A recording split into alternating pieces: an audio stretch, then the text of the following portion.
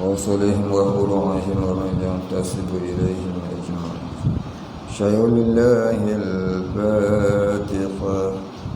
أعوذ بالله من الشيطان الرجيم. بسم الله الرحمن الرحيم. الحمد لله رب العالمين. الرحمن الرحيم. مالك يوم الدين. إياك نعبد وإياك نستعين.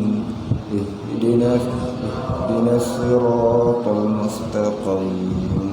صراط الذين أنعمت عليهم غير المغضوب عليهم ولا الضالين.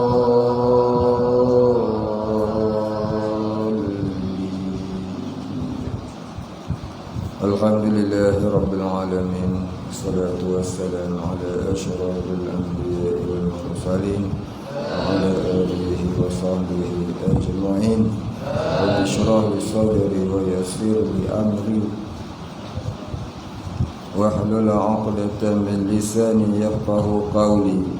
ولا علم لنا إلا ما علمتنا إنك أنت العليم الحكيم. رضينا بالله ربا وبالإسلام دينا وبمحمد نبيا ورسولا.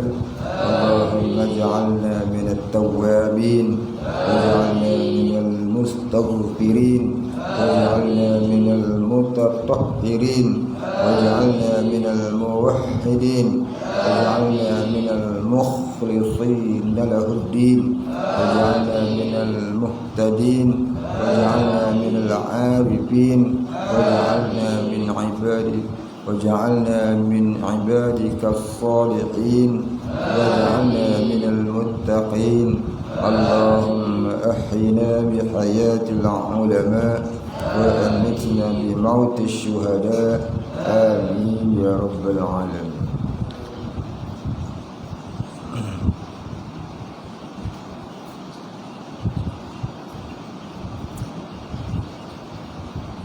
Muka surat 7.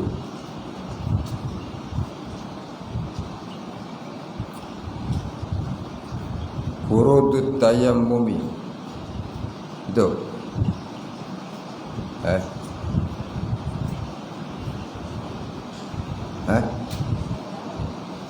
8.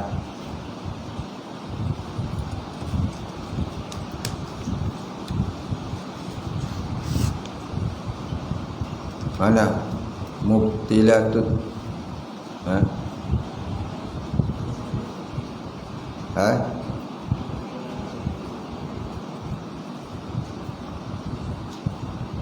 Kuat sikit.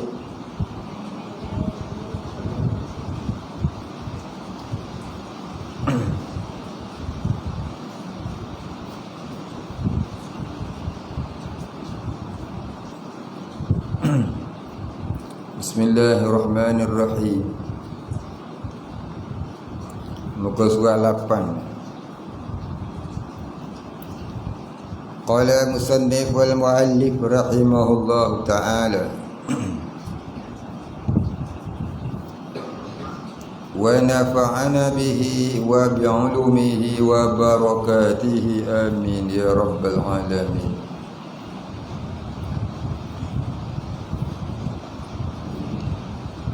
Qala musannif an-najasatu thalathatun mughallazatun wa mukhaffafatun wa mutawassitatun. Titik. An-najasatu bermula segala najis itu. Kalau satu najis, najasatun.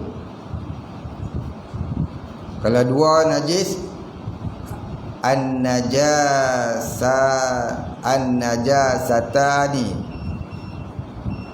Kalau banyak, an-najasatu. Najasatun satu, najasatani dua, najasatun banyak. An-najasatu ini namanya isim jamak muannas salim ma jumi'a bi alifi wa ta'i fi akhirih. Jamak muannas salim, iaitu jamak yang menunjukkan di atas pengertian perempuan.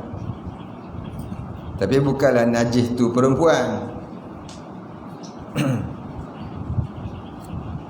Bukan pula najis orang perempuan. Tak kira najis siapa pun. Cuma di sini ditulis dalam kalimah muannas, iaitu jamak muannas salim.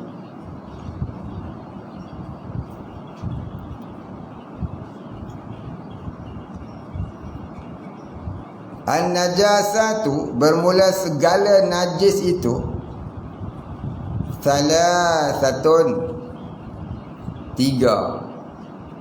Najis ni ada tiga jenis. Mana ni?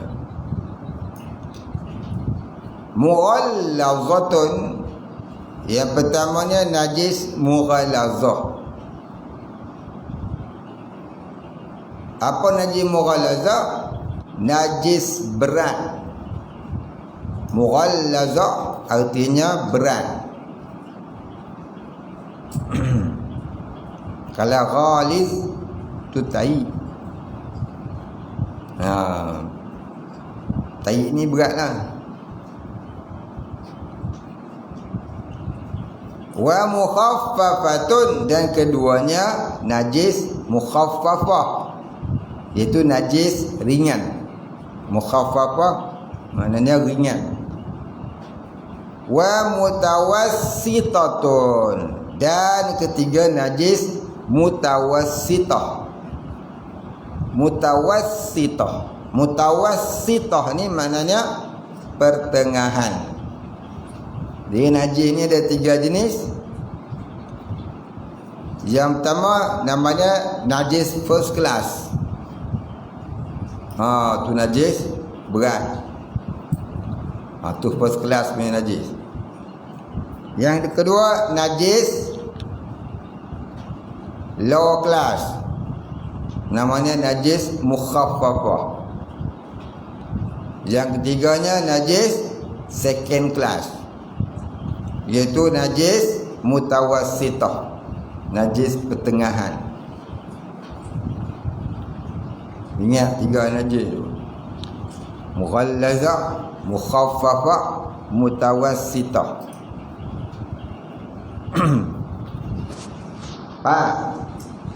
Faham tak? Al-mughallazatu najasatul kalbi wal khinziri wa far'i ahadihima. Al-mughallazatu bermula najis mughallazah itu, najis berat tu, najasatul kalbi, najis anjing, wal khinziri, dan babi. Apa juga berkenaan dari anjing dan babi, tai dia ke, darah dia ke, daging dia ke, bangkai dia ke, aliu dia ke, tai hidung masin dia ke, dan juga khinzir, babi. Apa dia? Darah dia, daging dia, bulu dia, tai dia, air kencing dia, aliu dia, peluh dia, tai hidung masin dia, tai mata dia. Apa juga namanya babi tu, yang tu namanya najis berat. Siput babi, siput babi mughallazah. Siput babi tak mughallazah, itu gelaran saja. Siput babi tidak mughallazah, itu gelaran saja, bukan babi betul. Ya. Siput babi tidak mughalazah. Bahkan ada babi yang boleh dimakan halal. Apa dia babi yang boleh dimakan? Khinzirul bahri. Khinzirul bahri. Khinzirul ardi haram dimakan. Khinzirul ardi halal dimakan. Apa dia khinzirul bahri? Babi laut. Babi laut boleh dimakan, halal dimakan. Nama dia babi, tapi dia bukan babi. Ya. Dia binatang lautan yang tidak beracun, yang halal dimakan. Baik. Tapi kalau orang tanya, ada tak khinzir yang boleh dimakan? Boleh. Ada. Babi laut.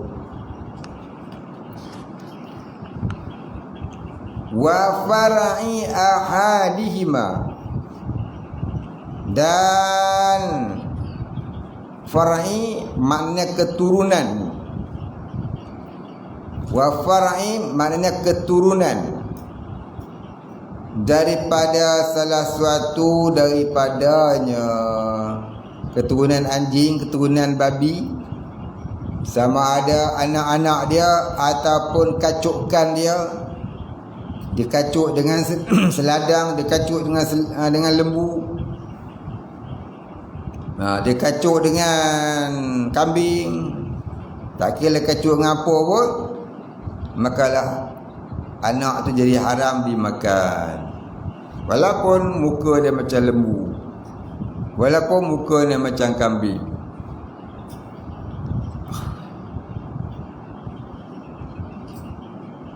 Baik, habis. Wal mukhaffafatu baul as-sabi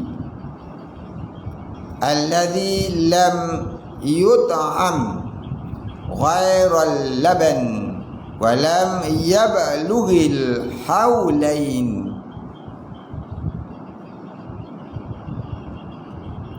Baik, dia kata wal mukhaffafatu,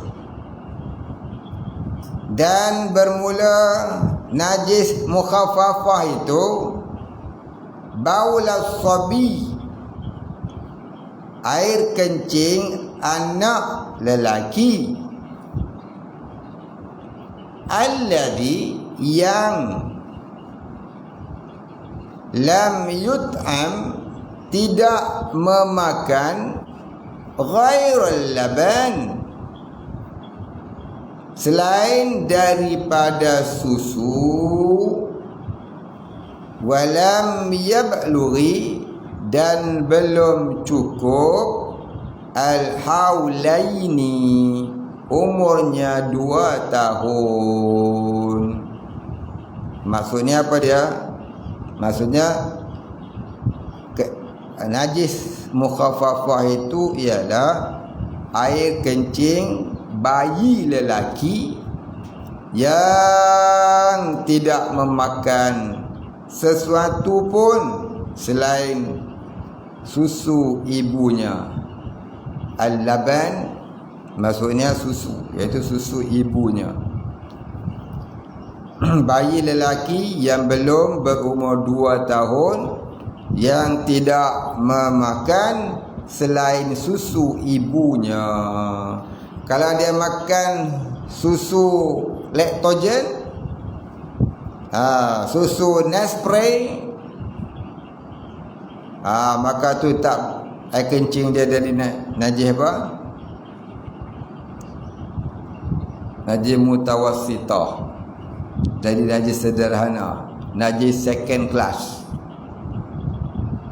Tapi kalau tak minum lain daripada susu mak dia, susu mak dia diminum, itu namanya najis, ya, low class, third class. Najis najis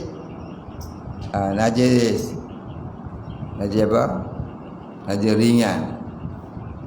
Baik, habis. Wal mutawassitatu sairun najasatil mughallazatu tatahuru bi ghasliha sab'an.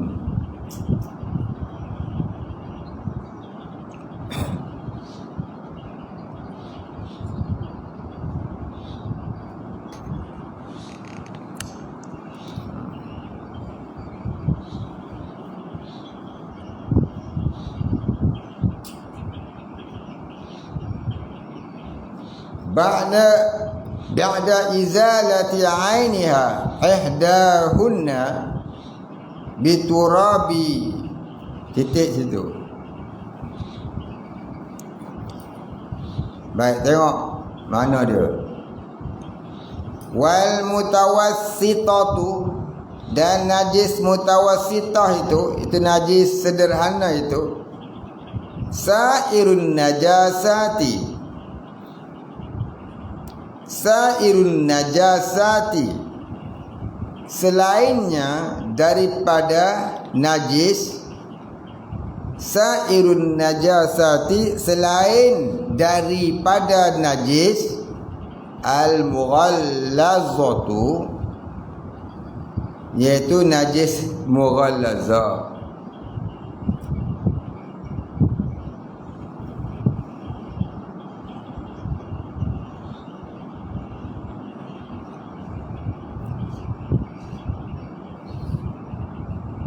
Terjatuh ni, tambah sikit.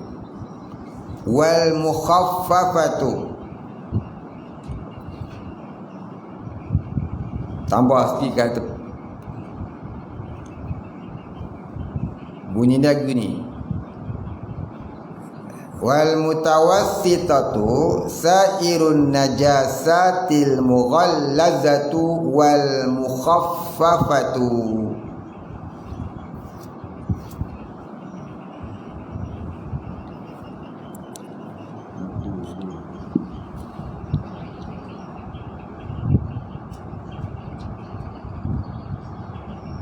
Tak boleh pilih lagu ni.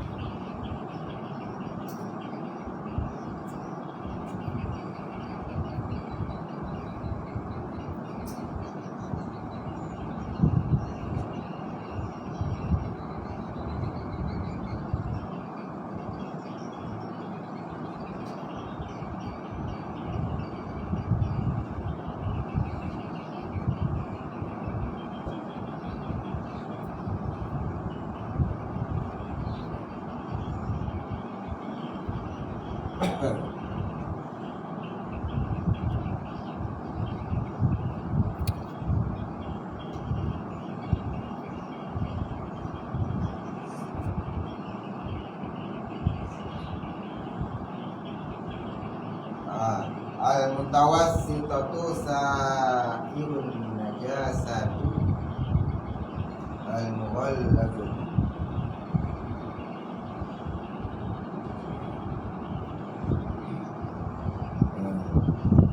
Dia terjatuh satu kalimah di sini.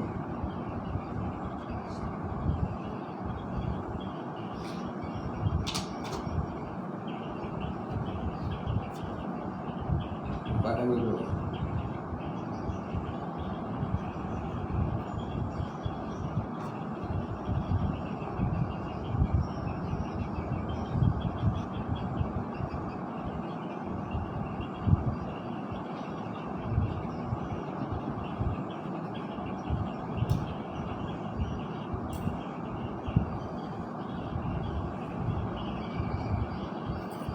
jangan tulis macam ni. Takut tak nampak rapat sangat. Kamu tulis aku nombor dari sini. Sebab sini nombor di sini satu. Aku dah di tepi dia tu. Tepi kitab tu.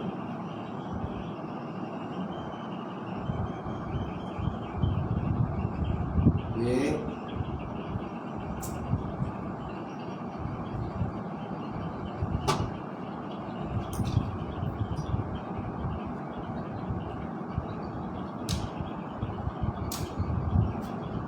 Tambah 5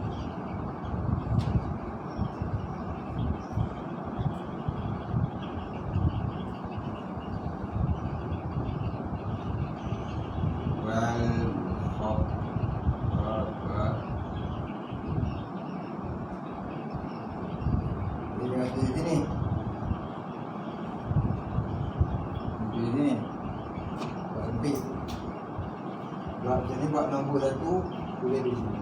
Tiga. Di kitab.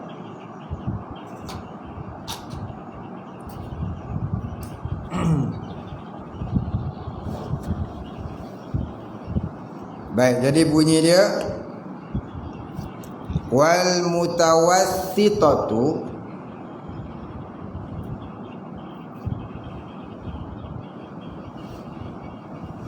sa'irun najasatil mughallazatu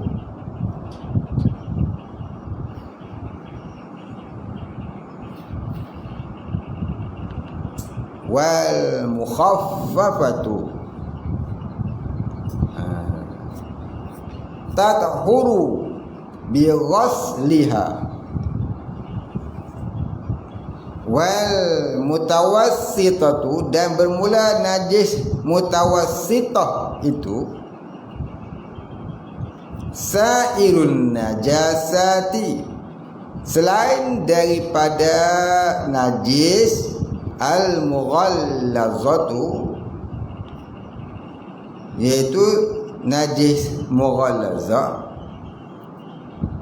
wal mukhaffafatu, dan najis mukhaffafah. Titik.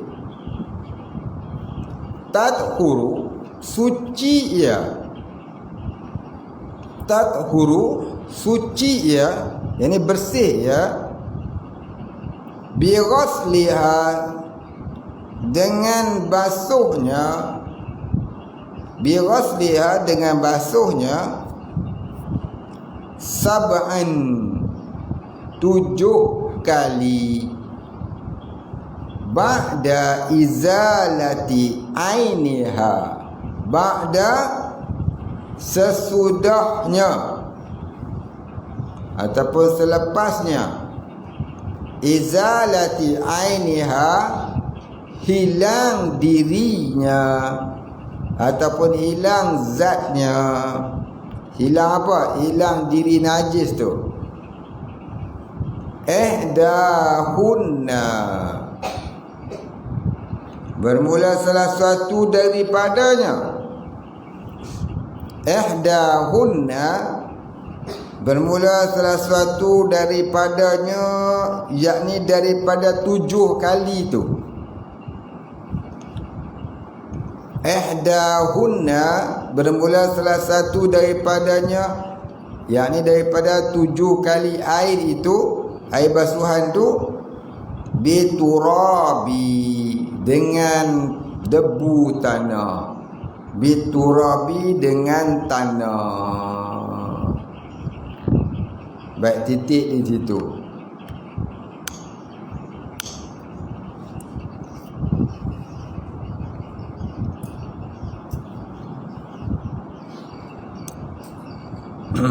Ini cara basuh najis mughallazah.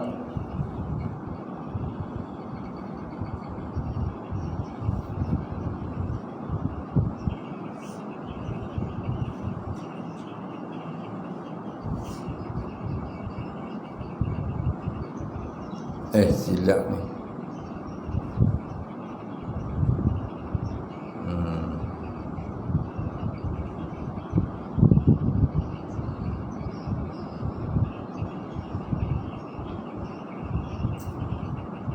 Betul dah, tak payah tambah.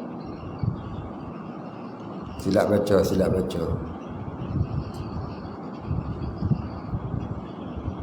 Dah mula najis.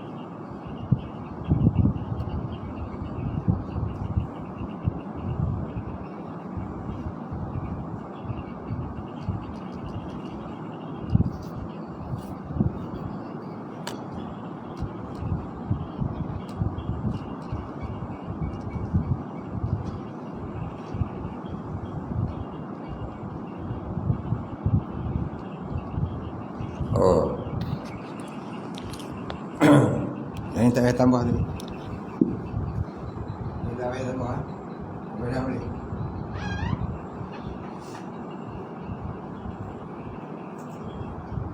Dari sini ni.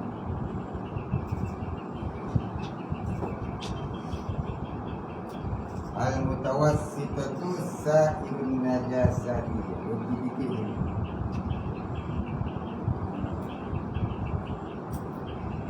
An-najasati.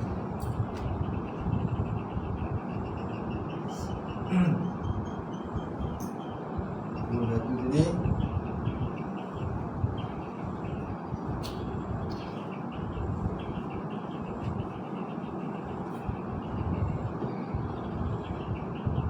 Dua tepi dah.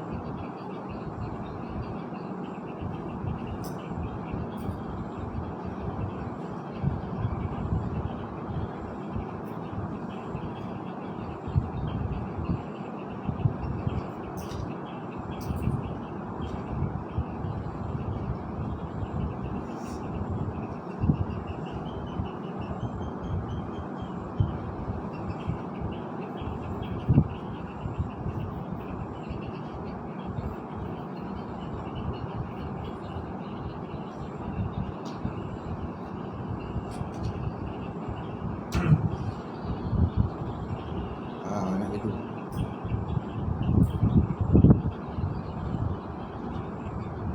Tak ni kalau nak buat video dia, buat lagu tu. Tak nampak tadi. Ada lagi.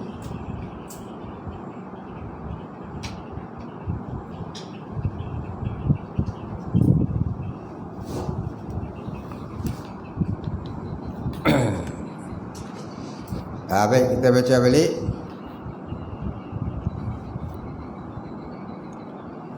Wal mutawassitatu, dan bermula najis mutawassitah itu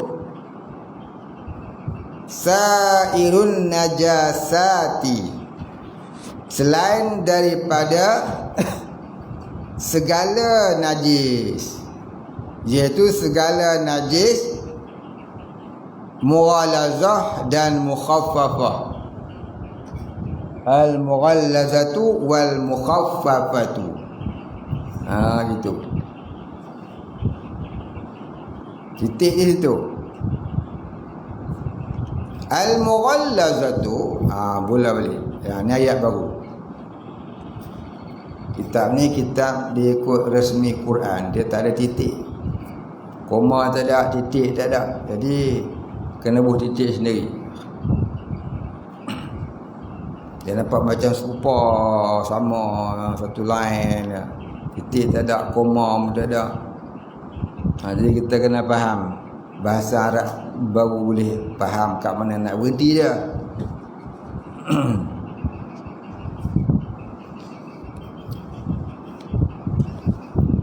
Baik, habis. Al-mughallazatu, bermula najis mughallazah. Dia tulis bermula, mana ni ayat lain. Ni ayat lain ni. Jadi mubtada balik al-mughallazatu tu. Al-mughallazatu, bermula najis mughallazah itu tathuru bi ghasliha, suci ia dengan basuhnya, sab'an, 7 kali, ba'da izalati ainiha, sesudahnya hilang zatnya, yakni hilang segala ain najis pada tempat yang terkena najis tu. Adahunna, bermula salah satu daripadanya itu, yakni salah satu dari 7 kali air itu, biturabi, dengan debu tanah, ya, dengan tanah yang bersih. Tanah tu tak kira lah warna apa pun, tanah, tak nak pasir. Pasir pantai, pasir kolam, pasir sungai, tu tak mau. Dia nak tanah, tanah lain, pasir lain, batu lain. Baik, titik. Wal mukhaffafatu tathuru tathuru barishil ma'i alaiha ma'al ghalabati. Wal mukhaffafatu, bermula najis mukhaffafah itu tathuru, suci ia, ini cara menyucikan dia itu,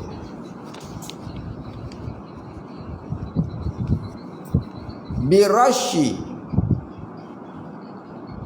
dia tulis bagi itu ba tu macam titik atas, ba tu titik bawah tu, birashi, ba maknanya dengan, rasyun maknanya memercikkan, birashi dengan memercikkan, rash makna dia mercikkan. Kita ambil air tu, kita buat macam tu, tu kita percik, rasyun, birashi, dengan memercikkan, al-ma'i, air, memercikkan air, al-ma'i, alaiha, ke atasnya. Sambil tengok bahasa Arab tu, sambil tengok maknanya, sambil hafal lah. Oh, bersuci maknanya tathuru birashi, dengan memercikkan, al-ma'i, air. Oh, air Arab kata al-ma'i. Ma'a, alaiha, alaiha, ke atasnya, ala, atas, hanya, ala tu atas, ha maksudnya nya, alaiha, atasnya. Pasal baca ha, tak baca hu.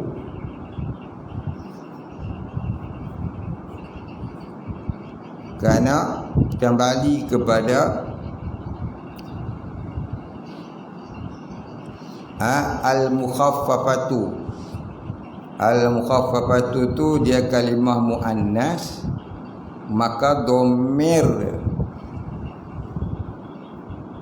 yang nak kembalikan kepada muannas mestilah muannas. Jadi ha. Kalau dia baca wal mukhaffafu, jadi alaihi. Kalau dia baca al mukhaffafatu, jadi alaiha. Al-mukhaffafatu kalimah muannas, maka domain yang nak kembali kat dia mestilah muannas, iaitu alaiha. Kalau muzakkar wal mukhaffafu muzakkar, maka domain nak kembali kepada nanti mestilah alaihi. Hi tu untuk laki-laki, domain muzakkar, ha domain muannas. Faham tidak? Tu lah ngapel malah tu ambil sat belakang.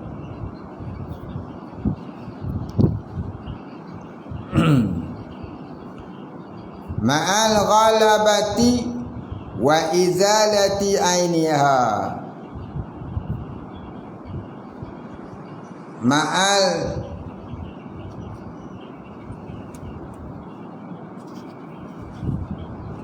ghalabati serta zat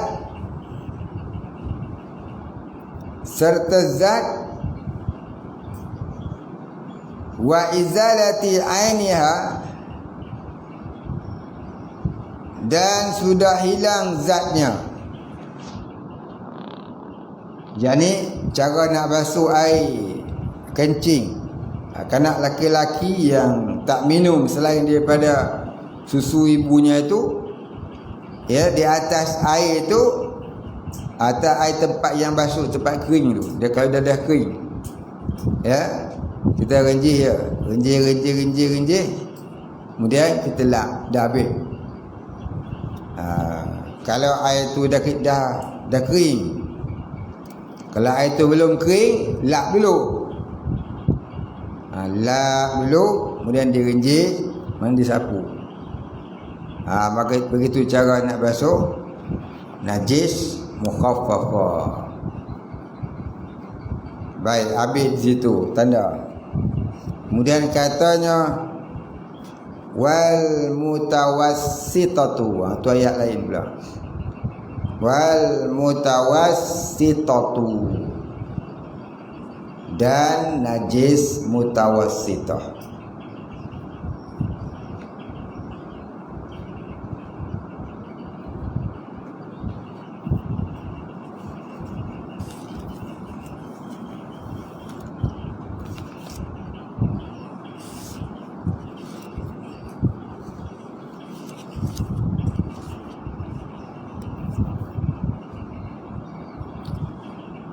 Baik, soalan dia tanya, kenapa najis bayi perempuan tak dikira mukhaffafah? Baik, najis bayi perempuan ni tak sama metabolisme dia dengan metabolisme lelaki.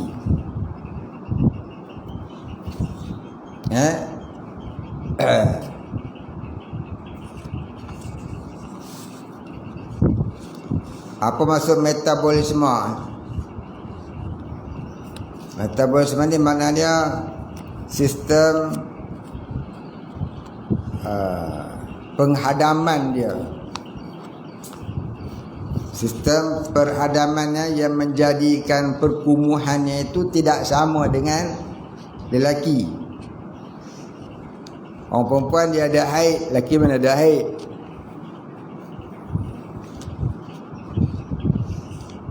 Orang perempuan dia tak payah kerja berat-berat, dia sihat. Dia tak payah kerja berat-berat macam lelaki-lelaki, dia sihat. Dia sihat pasal apa? Pasal ya, dia sistem metabolisme badan dia tu yang sentiasa berlaku pembersihan dalam diri dia. Tu dia keluar darah kotor setiap bulan. Orang lelaki dia kena exercise kuat untuk menghilangkan kekotoran dalam badan dia. Tempat tu beza dia, lelaki dengan perempuan. Jadi bila makanan masuk dalam badan, proses pertukaran sifat Atau kata metabolisme ni proses pertukaran sifat daripada makanan kepada daging, darah dan sebagainya tu. Proses tu dia tak sama lelaki dan perempuan. Baik, soalan kedua. Apa hukum bagi tanah lumpur yang dipijak binatang mughalazah atau air lopak yang dipijak binatang mughalazah? Adakah lumpur itu atau lopak itu dikira najis selamanya atau boleh menjadi suci semula?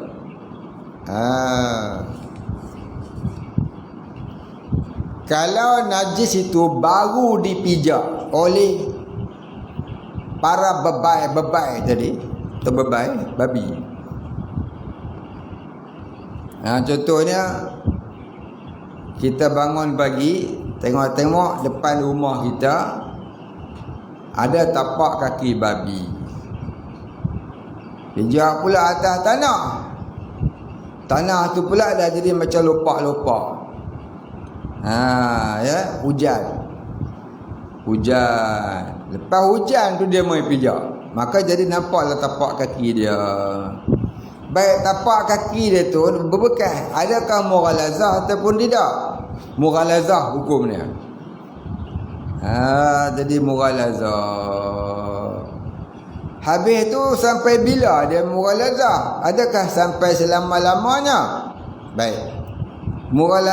Mughalazah itu menjadi suci setelah turun hujan yang lain. Bila turun hujan yang lain, maka hilang dah bekas tapak-tapak tu semua, maka jadilah tanah itu suci kembali. Maka tanah tu tak payahlah pula nak dijurus 7 kali. Habis tu buat macam mana? Biar je nanti hujan turun, ya, maka jadi bersihlah tanah tu dengan sebab turunnya hujan. Dia membersihkan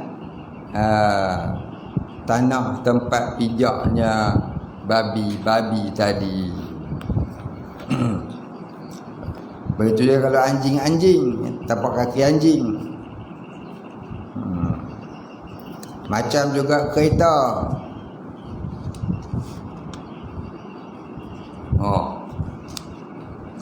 Ini soalan lain ni.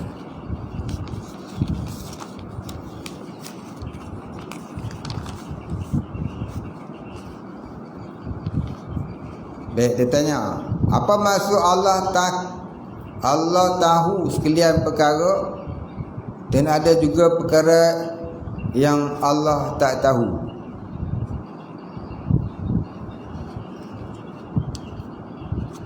Apa cakap lagu ni?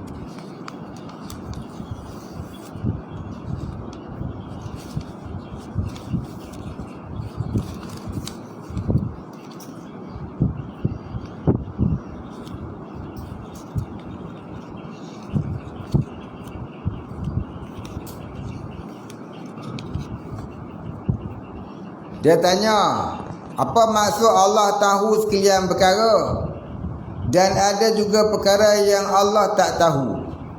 Baik, soalan ni hukumnya haram. Haram bertanya apa benda yang Tuhan tak tahu. Tak boleh. Allah Ta'ala ni alimul ghaibi wasyahadah. Allah Ta'ala ni maha mengetahui sama ada yang gaib ataupun yang nyata. Maka haram kita berkata ada perkara yang Allah tak tahu. Haram.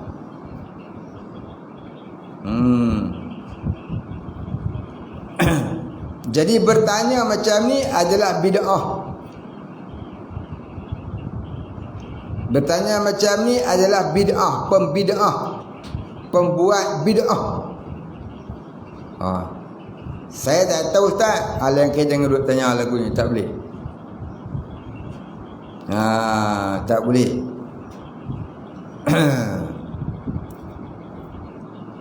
Walaupun betul ada yang Tuhan tak tahu. Tapi perkataan tu seolah-olah macam mempersendakan Tuhan. Maka hukumnya haram bertanya. Ya.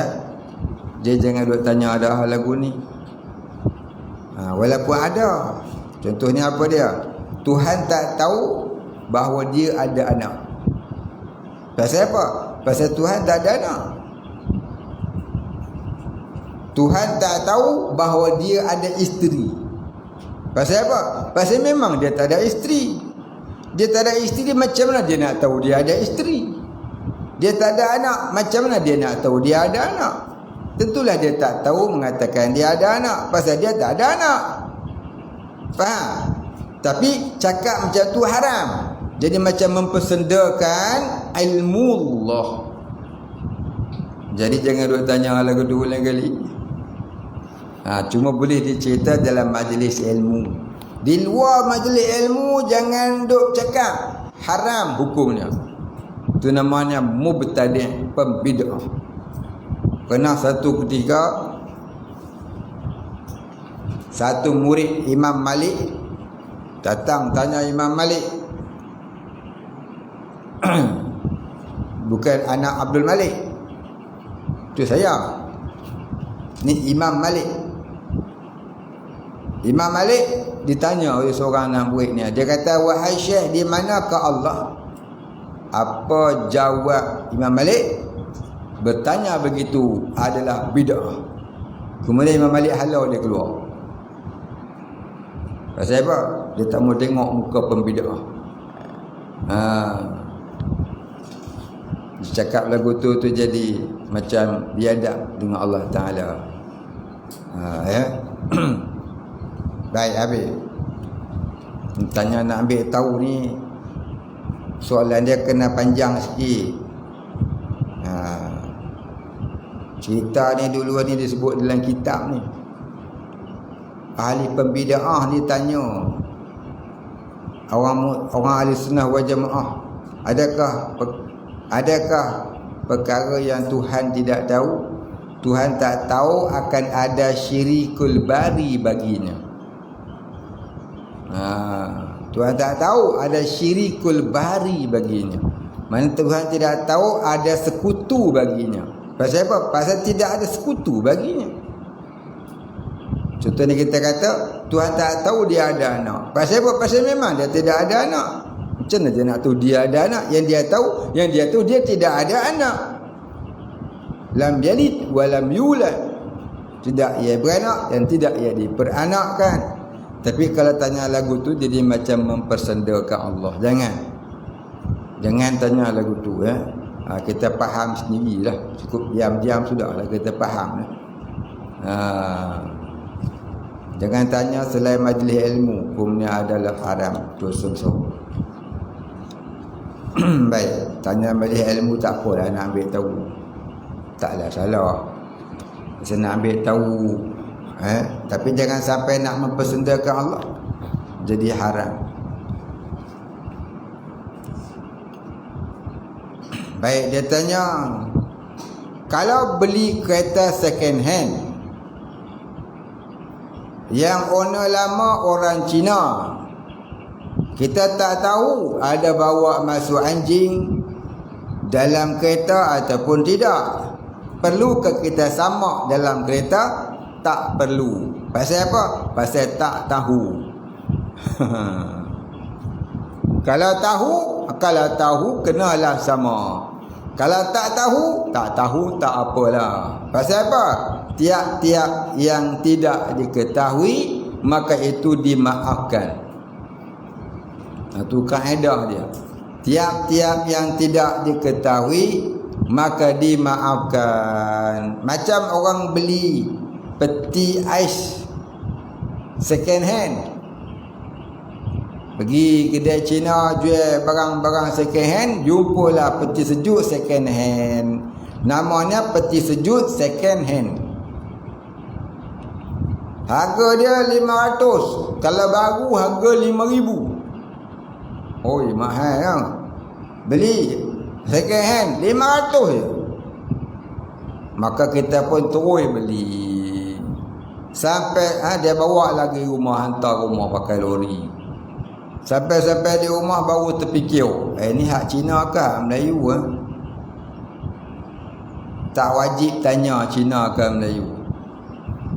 Dulu ni dia bubuh daging babi ke apa? Tak wajib sidik dia bubuh ke tidak.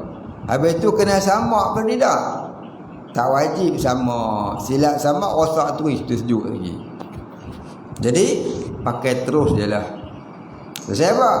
Pasal tak nampak.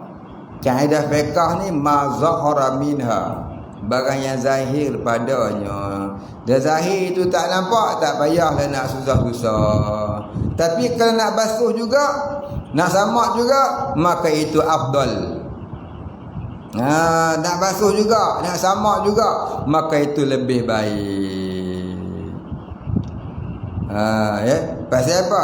Atas jalan berhati-hati ala ittihadi. Atas jalan ittihad, maka afdal lah dia basuh. Tak basuh pun tak apa, tak berdosa, pasal tak nampak. Macam kita pijak tai, jalan, naik bukit, turun bukit, naik bukit, turun bukit. Terpijak tai apa tak tahu. Tai anjing ke, tai babi ke, tai orang ke, tai kucing ke, tai musang ke, tai kambing ke. Tai kambing tu lah bulat-bulat. Serupa ya. Tai anjing ke, tai kucing ke, tai orang ke, tai apa. Baru dia tak pernah ada dah. Maka kita tak tahu tai apa, maka tak perlulah disamak. Basuh macam basuh najis mutawasitah sudahlah. Tu gembek kita hijau dah gitu.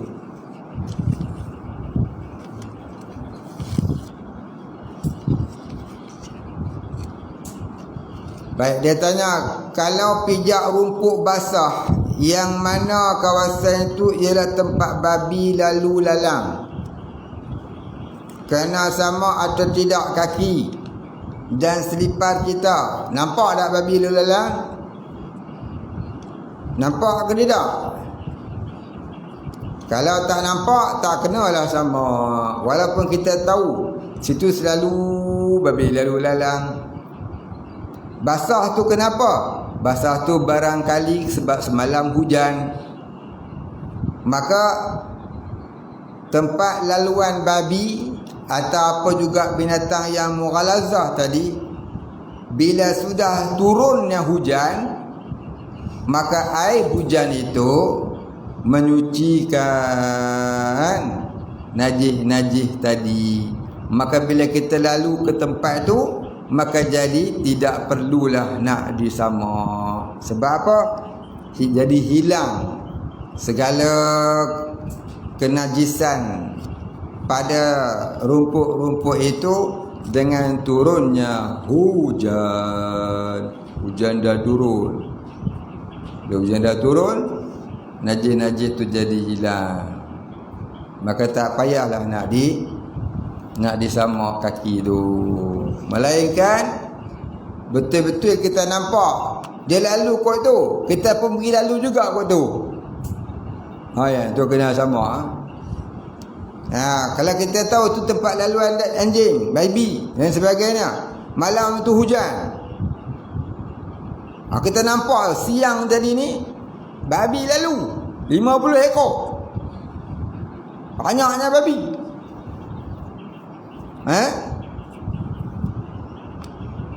Malam tu turun hujan, lebat pula tu. Pagi besok tengok basah lah. Mana kata sebab hujan turun semalam ni, maka jadi bersih dengan sebab turunnya hujan. Faham? Ramli, hujan dah turun.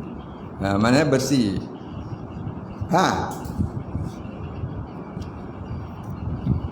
Kemudian kalau anak saya pakai pampers, menanggung najis air kencingnya, duduk di tikar sejadah, satu lagi, umur 2 tahun lebih, semasa sedang solat, batal tak solat? Baik, dia tanya, kalau anak yang pakai pampers menanggung air kencingnya, duduk di tikar sejadah, umur 2 tahun, semasa sedang solat, batal tak? Fahamlah solat. Dia tengah sembahyang, mak dia lah ni, mak budak. Tiba-tiba anak dia umur 2 tahun, pakai pampers, ada air kencing pula dalam pampers tu. Dia main duduk kat tikar sejadah ni. Bukan duduk atas dia, duduk atas tikar sejadah. Jadi batal tak solat dia? Tidak batal, walaupun anak itu berumur 20 tahun pakai pampers. Pasal apa? Pasal tak kena tubuh dia. Tak kena tubuh dia, kena sejadah dia. Cuma dia kena mengelak lah. Dia kena elak sikit. Dia elak sikit. Kalau dipukulnya sebelah kanan, maka elak kamu sebelah kiri. Jadi kalau kita tengok dia duduk belah kanan, elak sikit belah kiri. Jangan sampai kita kena tubuh dia, takut terkena kencing dia. Mana tahu dia kecil-kecil dia meleleh ke. Tapi kalau dia kencing, duduk dalam pampers, tersentuh sikit kulit dia, bukan tempat kencing dia, tak apa. Jangan menanggung dia. Menanggung tu lagu mana? Kita tengah sujud, dia main duduk kat atas tengkuk kita. Tu dia menanggung. Maka batal. Maka adalah orang kata zaman Nabi dulu, Nabi tengah sujud, datang Sayyidina Husain, Sayyidina Hasan main duduk atas tengkuk dia. Tengkuk siapa? Tengkuk Nabi yang tengah sujud tadi. Nabi tak bangun pun, Nabi tak pun memberhentikan solat dia. Maka itu ada syarah dia, ada huraian dia, ada tafsilnya. Tafsirnya apa dia?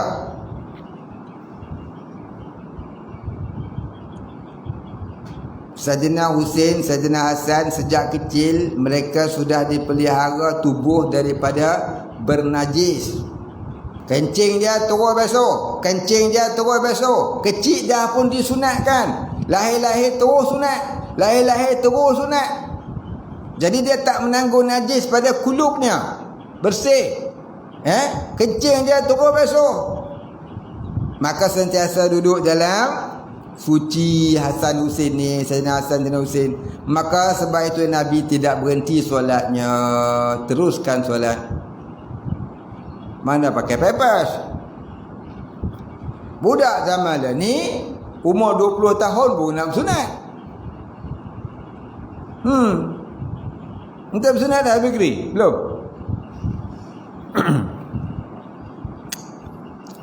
Dah tak bersunat. Lepas tu pula pakai pampers. Lepas tu pula kencing. Pukul 8 pagi kencing, pukul 8 malam ni pun nak buang. Dekat satu baldi je kencing. Maka kalau lagu tu duduk atas tengkok, batal lah sembahyang. Duduk atas riba, batal lah sembahyang. Dokong dekat belakang, batal lah sembahyang. Pasal duduk tanggung najis. Tanggung najis tu batal. Kalau sentuh tak apa. Macam mana kita sentuh tak apa. Contohnya gini, kita duduk, kita solat, sebelah kita budak laki-laki belum sunat. Pakai cantik dah, jubah putih, sorban putih, comel. Umur baru 4 tahun, tak bersunat lagi. Jadi duduk sebelah kita yang dah bersunat. Tengah solat, kita tersentuh dia pun sentuh kita. Batal? Tak batal. Sebab sentuh tak batal. Yang batal kalau menanggung. Yang massuhu, menyentuhnya tak apa. La yahmilu. Yahmiluhu. Jangan menyentuhnya. Jangan yahmiluhu, jangan menyentuhnya. Yamassuhu, menyentuhnya tak apa. Yahmiluhu, menanggungnya tak boleh. Menanggung tak boleh. Jadi sekarang ni dia bukan duduk atas riba, dia bukan duduk tak kokong, dia bukan duduk atas tengkuk, dia duduk atas tika semayang. Dia duduk atas tika semayang tak apa. Dia tak kena tubuh. Jadi nanti kita mengelaklah sikit. Mengelak sikit daripada kena dia sakit, tak menapis pula dia. Tapi kalau kita dah mengelak, dia mensentuh kita, dia mensentuh tak apa. Jangan dia duduk kokong kita. Jangan duduk atas tengkuk kita, atas belakang kita. Dia buat kuda pula. Jadi menanggung. Jadi makna menanggung tu batal. Makna menyentuh tak apa. Faham makna tu? Menanggung batal, menyentuh tak apa.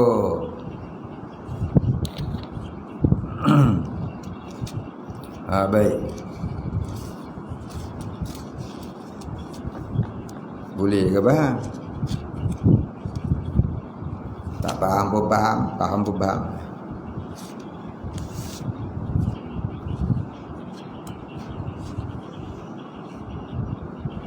Bagaimana nak jawab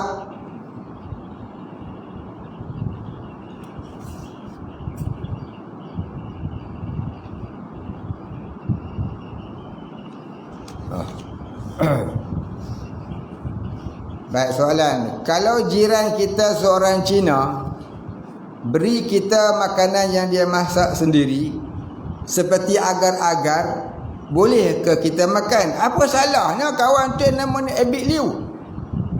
Makan je lah Ustaz Abid Liu. Ustaz Ridwan T. Abdullah, kau makan masalah apa? Cina juga. Bukan? Abid Liu Cina ke Melayu? Ni anak angkat ayah saya, Ustaz Ridwan T. Ustaz Ridwan T dia ni dulu orang Teluk Intan. Jadi masa dia mula masuk Islam, mak ayah dia tak apa suka lah kat dia. Jadi sekolah Arab, sekolah menengah agama kat kampung saya tu, Ma'had Tarbiyah Islamiah, tu pak menakan saya punya, belah mak saya. Jadi pak menakan bau bacang lah, bukan pak menakan betul mak saya ni dengan dia tu kira macam mana adik-beradik, saya tak ingat. Panjang cerita lah. Pak menakan bau bacang lah. Nama dia almarhum Ustaz Abdul Samad bin Ibrahim. Jadi sekolah ni ambil dia buat anak angkat. Jadi dia ni Ustaz Ridwan T ni, dia rajin makan kat kedai kantin mak saya. Ceritalah kat ayah saya, kata dia ni orang Cina masuk Islam, orang Buddha masuk Islam, mak ayah tak apa suka. Jadi ayah saya buat dia anak angkat. Buat anak angkat, selalu duduk ke rumah dia tu. Makan kat rumah. Kan dah jadi profesor lah. Pernah tengok? Profesor Ustaz Ridwan T. Abdullah. Tak tengok? Yang Doraemon mana dengan Doraemon? Doraemon pernah? Popeye the Sailor Man, Ultraman, Superman, Batman, Bulldog Man, pernah? Nama ustaz tak pernah dengar. Dengar tak faham. Siapa dia Ustaz Zaidrus ni? Tak kenal lah. Yang dia kenal Siti Nurhaliza, Michael Jackson, Jennifer Lopez. Topek. Tu dia kena. Yang sebut ustaz tak kena, ustaz tak kena. Kangah mu tak tahu di mana. Itu dah dia tu. Tapi kerja jauh tu kena. Bengkok kena. Tegak, lurus. Tu dia kena. Bengkok, tahu di mana? Bengkok mana Bengkok? Tak tahu ya? Tegak? Aku tak tahu. Lurus? Tak tahu ya? Bulat? Tu mak. Tahu lah aku. Baca yang ni lah, balas tu semua. Jadi kalau jiran tu seorang Cina beri kita makan, boleh ke kita makan? Makan je lah, apa masalahnya? Cina bukan kafir. Cina tu bangsa. Jadi soalan tu gitu. Jadi saya jawab tu atas dasar bangsa, bukan agama. Melainkan kalau orang tu kafir walau Melayu sekalipun. Apa ingat Melayu Islam? Melayu macam Islam. Melayu hari ni banyak kafir lah. Melayu hari ni dia banyak Kristian lah. Melayu masuk Hindu pun ada lah. Melayu tak ada agama pun ada lah. Jangan kita duk rasa Melayu ni Islam tu Melayu. Arab pun lebih 50 juta dah kafir tu. Orang Arab ni lebih 50 juta beragama Kristian. Tu tak termasuk lagi yang beragama Hindu. Dan tak ada agama. Ni Arab semua bukan Islam semua, bukan Islam. Arab bukan semua Islam tu. Arab pun ada kafir. Padahal Islam diturunkan kepada Nabi Muhammad bangsanya Arab. Belum Nabi Muhammad ada Arab kafir. Sampai hari ni pun ada Arab kafir. Itu juga Melayu. Sebab tu jangan tulis. Kalau jiran kita seorang Cina beri kita makan, dia masak penegi, boleh tak makan? Boleh lah Cina, masalahnya. Tulislah kalau orang kafir jiran kita bagi makan. Orang kafir ampun nampak. Jiran tak kafir tak kira lagi Melayu ke, Cina ke, India ke, orang putih ke, orang asli ke, kafir ke. Soalan tu biarlah kena sikit. Marah Ebit Liu, dia pun Cina juga. Kadang-kadang kita tengok orang Cina hak kafir tu, hak masuk Islam, lagi warak pada orang Melayu sedia kala Islam tu.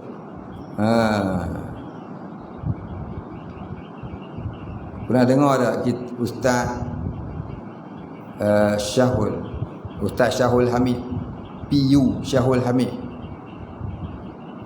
Pernah dengar? Pernah? Tak dengar? Tak tengok TV nampak lah, bagus PU, pencetus umat Syahul Hamid. Dia orang Mamak Pening. Dulu mengaji dekat Pondok Lanai, pondok saya. Dia bawah setahun saya. Dia muda lagi lah, bawah setahun dengan saya. Syahul Hamid. Sekarang dia buka pondok di Pening. Pondok dia besar. Dalam pondok tu ada masjid. Antara murid dia orang-orang Melayu. Dia mamak dia Tok Bu. Dia jangan sebut India. India ni ada yang banyak Muslim. Jadi jangan sebut India. Orang India bagi saya makan gulai. Boleh tak makan? Orang India, jangan sebut India.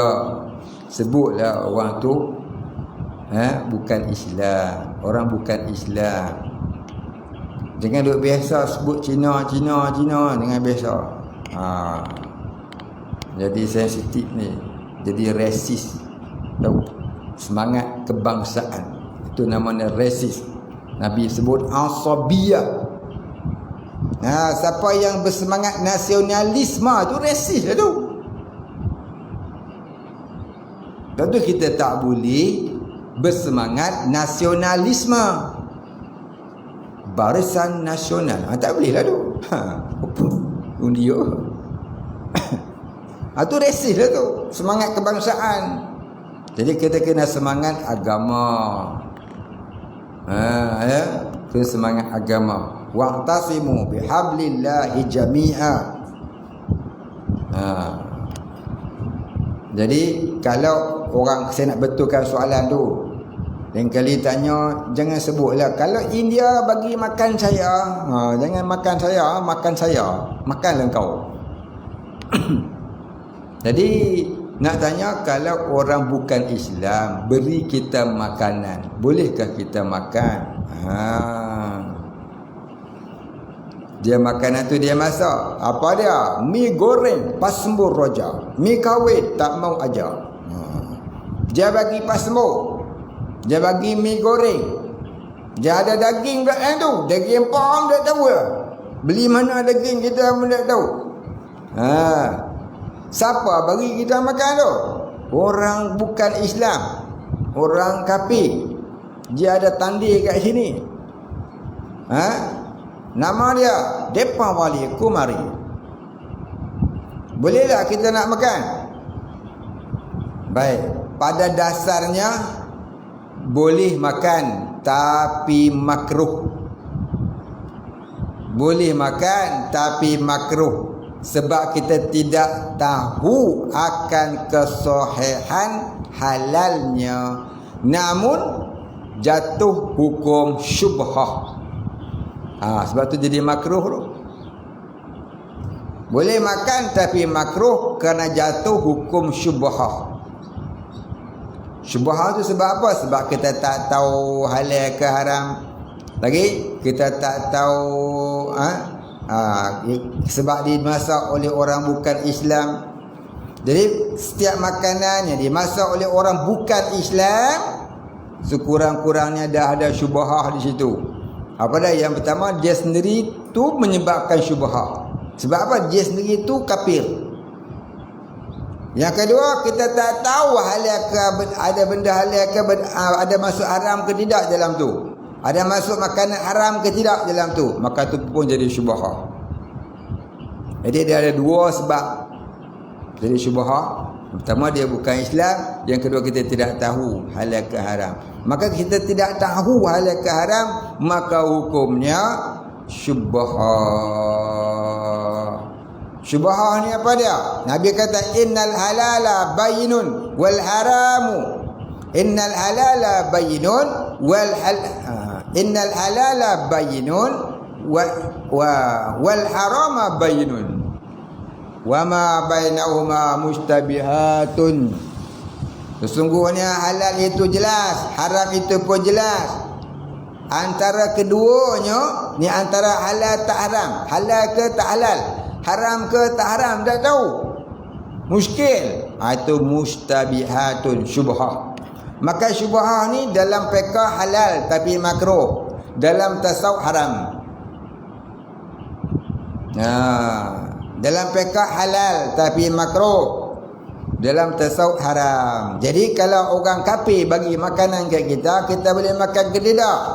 Tak tahu halalnya, tak tahu haramnya, dia pula kafir. Hukumnya apa dia? Halal tapi makruh. Halal tapi makruh. Sebab apa? Sebab makanan tu dikirakan syubhah. Keraguan antara halal dan haram, itu namanya syubhah. Maka memakannya adalah halal tapi makruh pada fiqh. Tapi pada tasawuf haram. Pasal apa? Sebab dia menjejaskan ketinggian, menjejaskan kerohanian. Makan benda syubhah ni menjejaskan peningkatan kerohanian. Maka dalam hukum warak, hukum makan syubhah ini adalah haram. Dalam hukum syarak, makan makanan syubhah itu adalah harus tapi makruh. Faham tak? Faham tak?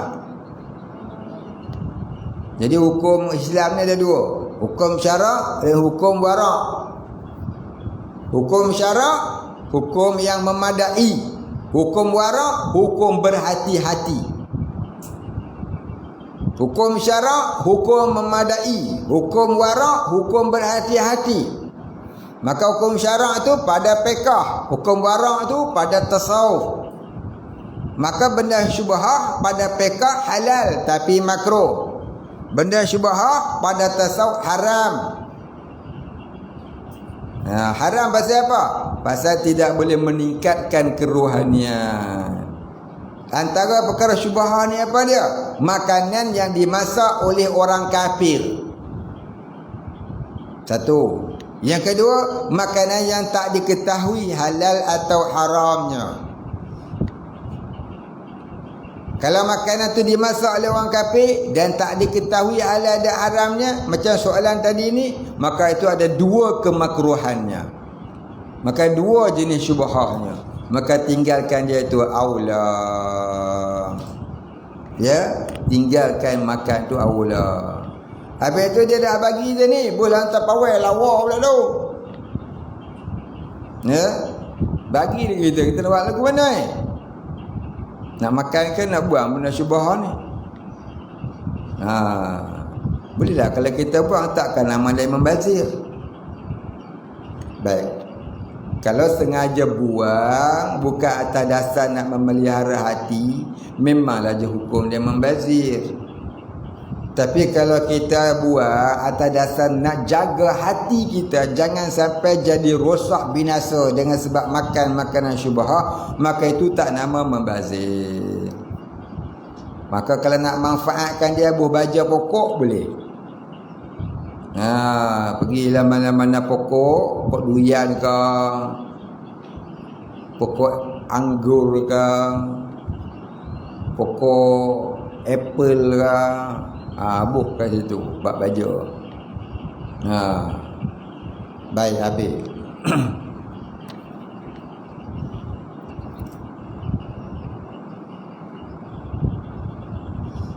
Bagaimana nak jawab pertanyaan dari golongan sesat seperti atheism? Atheism ni makna dia golongan yang tidak percaya wujudnya Allah, wujudnya Tuhan. Dia aja dia Melayu ni aja ATHISME ya. Kalau Arabnya alif tha ya sin, athid. Alif tha athid, golongan athid. Alif tha ya sin, athis, maknanya golongan yang tidak percaya adanya Tuhan. Dia kata bagaimana nak jawab pertanyaan dari golongan sesat seperti athid, golongan orang yang tak percaya Tuhan. Ini golongan free thinker. Yang mana soalan golongan sesat ni ialah, bolehkah Allah mencipta suatu yang berat yang mana dia tak mampu untuk angkat?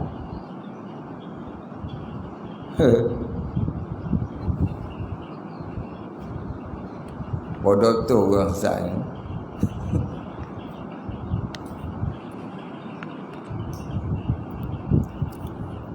Jadi rasa Allah Ta'ala ni macam dia lah, macam manusia dia kan, dia buat rumah besar-besar, dia nak angkat tak boleh.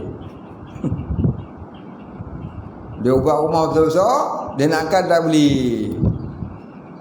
Maka dia pun tanya, bolehkah Allah Ta'ala buat satu benda yang besar, yang berat, yang dia sendiri pun tak mampu nak angkat? Abang kata dia, aku ikat ni, aku ingatkan hang ni bodoh, rupanya lebih bodoh pada orang bagang. Abang kata dia, Allah ni innallaha ala kulli syai'in qadir. Allah Ta'ala itu maha berkuasa di atas tiap-tiap sesuatu. Jadi apa yang dia nak buat, dia boleh buat apa saja. Kudrahnya tidak ada sempadan, tidak ada terhad. Bukan macam kita. Kita ni tak ada kudrah pun.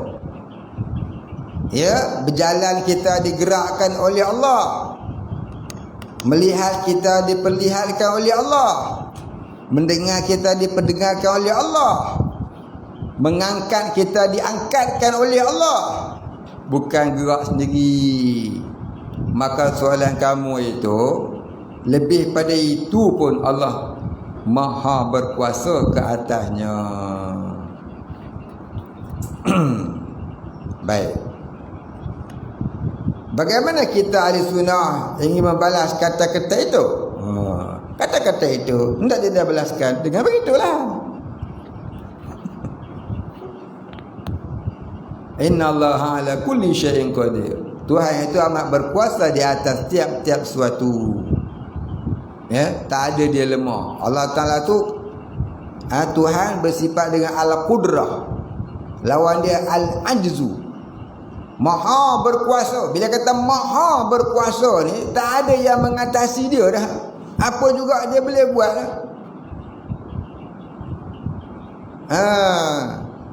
Pasal dia duk faham tukang rumah buat rumah dia tak boleh angkat rumah. Itu tukang, manusia bukan Tuhan. Tuhan tidak. Tuhan ni kuasanya mutlak. Makhluk ni terhad. Allah itu mutlak. Baik. Habis. Wallahu a'lam.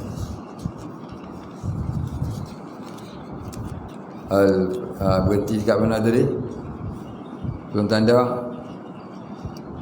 Wal mutawassitatu tanqasimu ila qismain. Wallahu a'lam. Al-Fatihah. A'udzu billahi minasy syaithanir rajim. Bismillahirrahmanirrahim. Alhamdulillahi rabbil alamin arrahmanir rahim maliki yaumiddin. Iyyaka na'budu wa iyyaka nasta'in ihdinas siratal mustaqim siratal ladzina an'amta 'alaihim ghairil maghdubi 'alaihim waladdallin.